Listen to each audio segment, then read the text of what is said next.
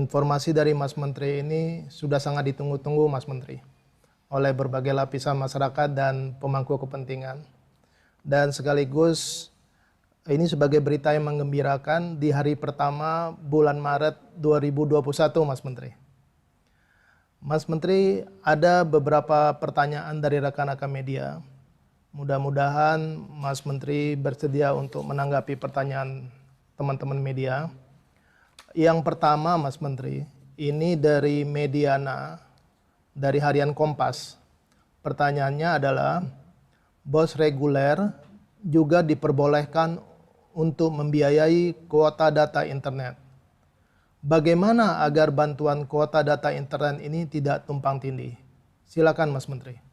Baik. Penyaluran dana BOS ini yang pembelanjaannya itu dapat disesuaikan dengan kebutuhan masing-masing sekolah. Memang itulah alasannya kenapa kita memberikan fleksibilitas. Bagi sekolah-sekolah yang membutuhkan tambahan biaya kuota, ya mereka bisa menggunakan dana BOS.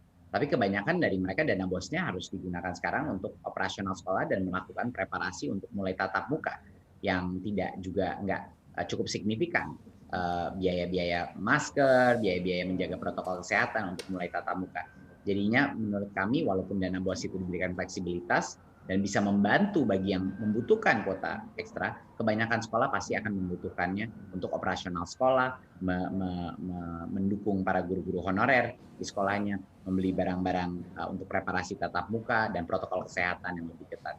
Jadinya kami memberikan kebebasan bagi sekolah yang mungkin butuh ekstra kuota, ya silakan juga. Di masa krisis seperti ini kita harus memberikan fleksibilitas dan dukungan yang terbaik pada semua sekolah-sekolah kita agar murid-murid kita bisa jauh lebih nyaman dan harapannya bisa mulai melakukan tatap muka. Jadinya itu kira-kira jawaban saya. Terima kasih Mas Menteri. Jadi intinya adanya fleksibilitas ya Mas Menteri ya? Ya. Kemudian pertanyaan kedua Mas Menteri. Ini kebetulan ada pertanyaan yang hampir sama Mas Menteri. Ini dari Mbak Mia Jawa Pos dan Mbak Indriani LKBN Antara. Pertanyaannya, bagaimana memastikan bantuan kuota data internet bisa tersalurkan pada seluruh sasaran? Lalu, bagaimana evaluasi tahun lalu? Mengingat tahun lalu menurut mereka banyak dari mereka yang sudah lulus masih menerima bantuan ini. Silakan Mas Menteri. Ya, pertama kami hanya menggunakan data anak-anak yang di dalam sistem PDDikti dan Dapodikti. Jadinya memang tanggung jawab untuk memastikan akurasi daripada data tersebut ada di masing-masing satuan pendidikan. Jadi itu sangat penting. Jadi kami sudah mendengar itu ada beberapa yang misalnya di universitas ya, kalau di sekolah dasar memang nggak terlalu banyak kasus seperti itu, tapi mungkin di universitas ada beberapa yang sudah kita laksanakan dan kita sudah menegur juga satuan pendidikannya universitas untuk memastikan bahwa anak-anak itu semuanya yang harus masih dalam sekolah, proses sekolah. Jadi kami terus mendisiplinkan validitas daripada data kita. Gitu. Jadi kita telah melakukan evaluasi dari berbagai macam sisi. Evaluasi pertama kami mensurvei dan melakukan banyak sekali riset mengenai apa yang dibutuhkan masyarakat dan terutama mereka menginginkan kuota yang lebih umum, paket yang lebih fleksibel untuk penggunaannya. Apalagi penggunaan untuk misalnya saya ingin menggoogle apapun dan sebelumnya di kuota belajar lebih sulit melakukan itu. Sekarang dengan kuota umum seperti ini jauh lebih mudah. Semua yang di Google bisa digunakan, dia bisa menggunakan YouTube. Di luar Facebook, Instagram, sama TikTok, sebenarnya hampir semua dia bisa gunakan internet ini, kuota internet ini. Jadi itu adalah salah satu hal yang kita evaluasi sebelumnya dan melakukan perubahan dan mengambil keputusan untuk mendengarkan aspirasi dari masyarakat terhadap sistem ini.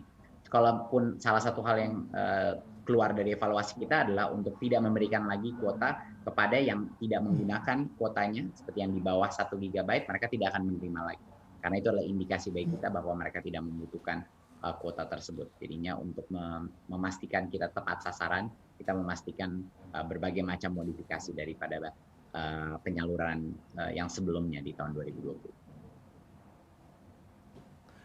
Baik Mas, terima kasih Mas. Ini kalau saya cermati tadi apa yang Mas Menteri sampaikan, ini kementerian sudah melakukan validitas data ya Mas ya, untuk memastikan tadi. Lalu kemudian sudah juga dilakukan survei dan riset yang tujuannya untuk mengetahui apa yang sebenarnya diinginkan masyarakat.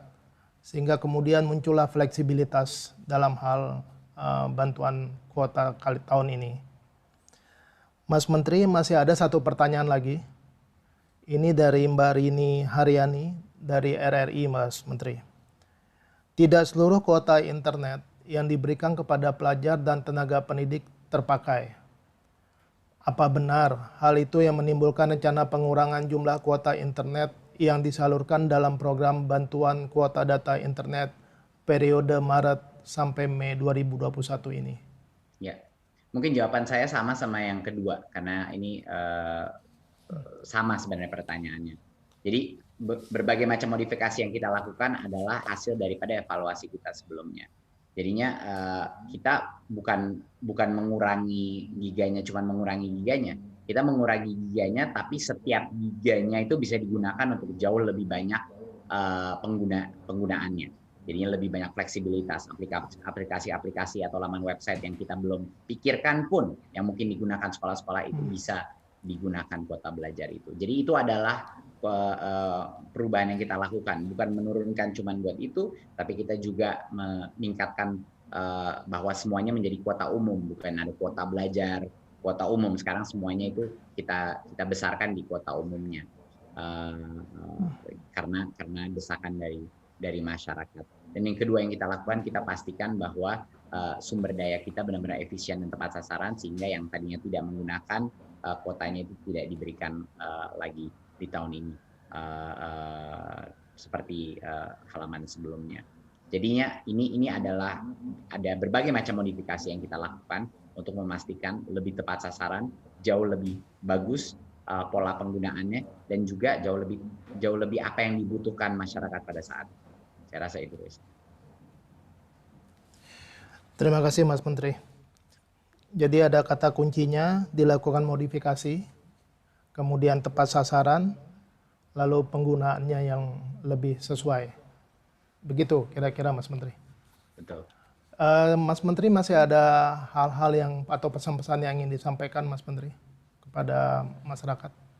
Enggak, saya rasa itu aja dari saya. Terima kasih sekali lagi sama semua instansi pemerintah yang mendukung ini. Harapannya 3 bulan ini bisa menjadi suatu jembatan untuk bisa mendukung proses PJJ, tapi kami mendorong semua daerah untuk segera mulai melakukan tatap muka secara terbatas, bahkan kalau cuma 1-2 hari seminggu, tapi proses latihan ini luar biasa pentingnya. Vaksinasi harapannya akan mengakselerasi proses itu dalam beberapa bulan ke depan ini. Tapi mohon bagi daerah-daerah, terutama daerah-daerah yang sulit mendapatkan sinyal internet, sulit melaksanakan PJJ, tolong sekali para pemerintah daerah segera melakukan tatap muka di daerah-daerah tersebut, karena anak-anak kita tidak mau mereka lebih tertinggal lagi dari yang sudah dialami. Terima kasih. Terima kasih sekali lagi ucapkan kepada Mas Menteri yang telah berkenan menyampaikan paparan dan sekaligus menjawab pertanyaan dari para wartawan. Selanjutnya kami persilakan Mas Menteri untuk meninggalkan acara ini, dan mudah-mudahan Mas Menteri tetap sehat selalu. Terima kasih Mas Menteri. Terima kasih semua. Bapak Ibu semua, kami berharap paparan dan penjelasan yang telah diberikan Mas Menteri dapat memberikan pemahaman mengenai kebijakan bantuan kuota data internet tahun 2021 dari Kementerian Pendidikan dan Kebudayaan. Kami ingin menyampaikan terima kasih atas partisipasi dan kerjasama semua pihak, sehingga acara ini berlangsung dengan lancar dan baik. Untuk informasi yang akurat dan terpercaya terkait bantuan kuota data internet ini, dapat mengunjungi laman resmi untuk bantuan data internet tahun 2021 di http://kuota-belajar.kemendikbud.go.id. Saya ulangi lagi, kuota-belajar.kemdikbud.go.id. Akhir kata, wassalamualaikum warahmatullahi wabarakatuh. Selamat siang dan saya Hendarman mohon undur diri.